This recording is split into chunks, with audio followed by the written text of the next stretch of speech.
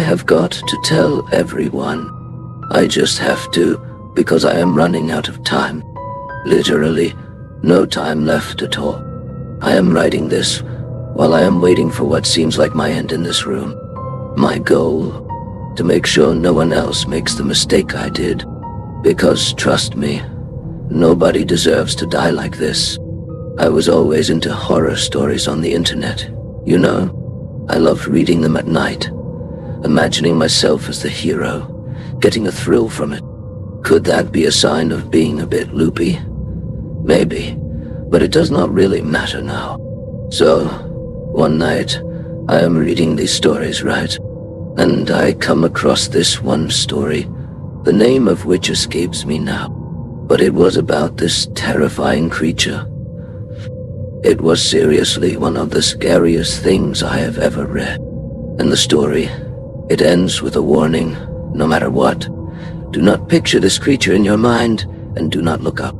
After I finished reading, I went to the kitchen, still kind of spooked, you know. I am getting a drink, and then on my way back to my room, I think, why not do what the story said? You know, it is just a story. What could happen? So, I close my eyes, picture this creature from the story. I tilt my head up, open my eyes, and I drop my glass right there. It was there, hanging from, or rather, standing upside down on the ceiling. Its face was so close to mine, I could see every detail. It looked human, but no arms. Its skin was this sickly yellow. The eyes were completely black, no pupils, no eyelids, no hair, no ears, and its mouth, way too big for its face, grinning with all these black crooked teeth. It was exactly like the story said. I bolted for the door. Did not even stop for shoes, and believe me, you do not think about shoes then. I just ran down the stairs, not looking back, not caring about the cold or the stones cutting into my feet. I just ran until I was sure it was not following me anymore. By the time I stopped, my lungs were on fire. My feet were bleeding. I was shaking. Was it from the cold or fear? I could not tell. That night, I crashed at a friend's place. Imagine his surprise seeing me like that, all wild-eyed and freaked out. He thought I had lost my mind when I told him what happened. I did not sleep a wink that night. Kept begging him to stay up too. I just could not be alone. The next day, I went back to my place with my friend. I just packed the bare essentials in a suitcase and left. There was no way I could stay alone in that house anymore. After crashing at my friend's for a few days, I reluctantly checked into a hotel. It just didn't make sense to bother him further. Plus, I couldn't handle the way he looked at me, like I was losing my mind. That first night in the hotel, I tried so hard not to fall asleep. I left the small TV on the whole time. It kind of helped me forget I was alone. But lying in bed, sleeplessness got the better of me, and I dozed off. I woke up in the middle of the night. It was dead silent, which was weird, because I hadn't turned off the TV, and I hadn't turned down the volume either. Finally, I worked up the nerve to open my eyes, and what I saw, it just froze my blood. That creature was right at the head of my bed, leaning over me. Its face was close to mine, with the TV's flickering lights casting shadows on it. Its mouth was twisted into this horrifying grin, dripping black saliva. I jumped out of bed, sprinted to the door, and ran down to the lobby. The receptionist at the front desk, half asleep, looked at me like I was nuts as I bolted out of the hotel and just kept running. What else could I do? It was almost dawn, and I figured the best thing was to wait for morning outside, cold or not. When it finally got light, I went back to my hotel room, grabbed my stuff, and left. I tried staying at 2 other hotels, but it was the same story.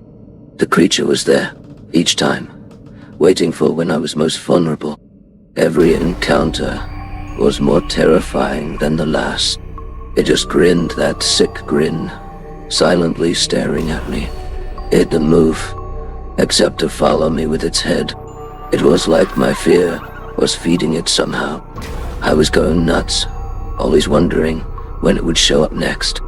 I'd jump at the slightest noise. Every time I was alone, I was shaking with fear, expecting it to just pop out of nowhere. This was no way to live. I couldn't do anything normally anymore. Every step I took was filled with fear. Eventually, I just couldn't take it anymore. I decided to change cities, hoping it might solve the problem.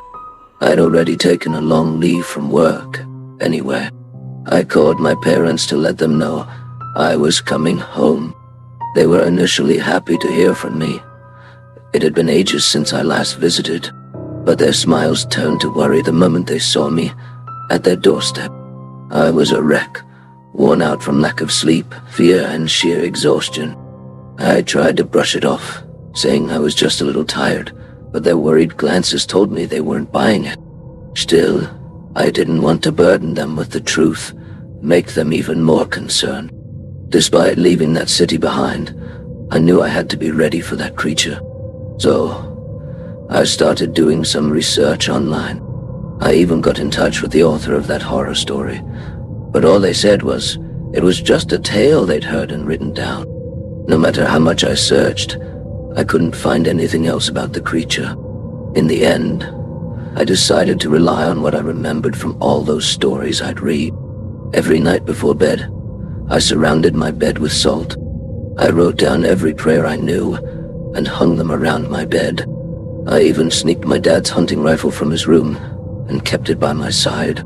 There, I sat on my bed, waiting for the creature. I just knew it was going to show up. But I could feel it, and sure enough, it did. It didn't even wait for me to fall asleep this time.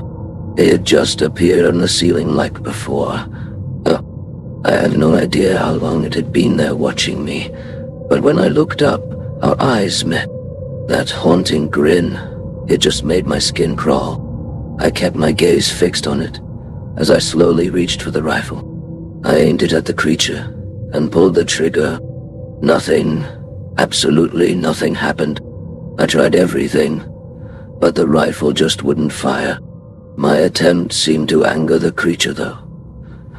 Its face started changing, but really slowly, like in a slow-motion video. The grin slowly faded, and its face became blank. Then its eyebrows furrowed, and its mouth opened wide, as if it was about to scream. It took minutes for its face to change like this. I just kept staring at it, almost hypnotized. With each passing second, my fear grew, becoming more than I could bear. I don't have the strength to run anymore. As I sit here waiting for whatever horror is to come, I can't hold back my tears. But I'm forcing myself to write all this down. I don't want anyone else to go through what I have. As I write, the creature is getting closer to me. It's coming down from the ceiling, moving towards me so slowly. It could take minutes to reach me. It's like it's savoring this moment, or maybe it's letting me finish my story to declare its victory to the world. I'm writing these last words now, and its face is almost touching mine. Its head is nearly between the paper and me. It doesn't breathe, but if it did, I would feel its breath on my face. I just can't muster the energy to move. I've run out of time. Completely run out. To anyone who finds this, my advice is clear. If you don't want to end up like me, whatever you do, do not picture this creature in your mind. Whatever you do, do not look up. Thank you for listening. If you've enjoyed this story, please consider showing your support. A comment or a like would mean a lot. Your engagement not only encourages me, but also helps bring more such stories to life. Remember, Every like, every comment, and every share makes a difference. So don't hesitate to leave your mark. Again, thank you for being a part of this journey. Stay tuned for more.